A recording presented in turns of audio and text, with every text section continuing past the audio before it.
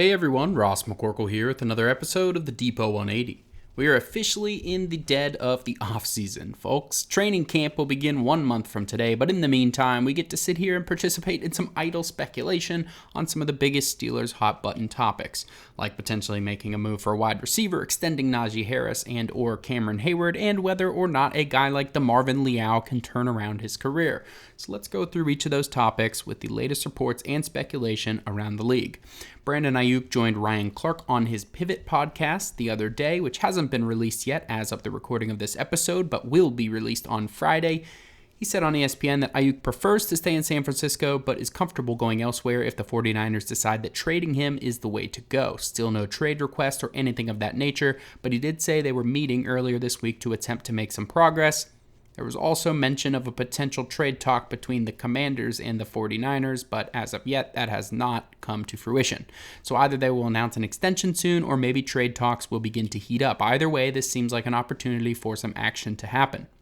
As for the possible extensions of Cam Heyward and Najee Harris, it is anybody's guess if and when those may occur. Heyward's is probably more likely, but there are reasons to think the team could wait and revisit it next offseason.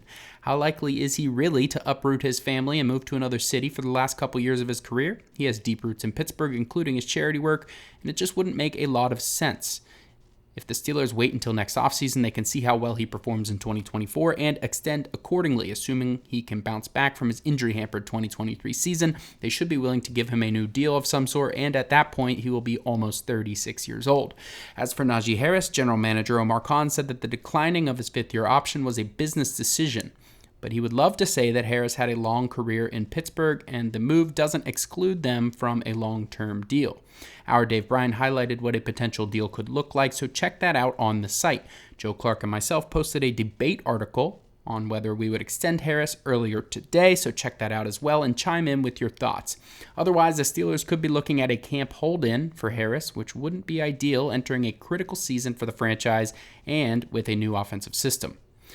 DeMarvin Leal has continued to receive positive reports. Last year, Post-Gazette Steelers insider Ray Fittipaldo reported that he showed up to training camp out of shape. This year, Fittipaldo says he seems to be in better shape and could be a bigger contributor in 2024.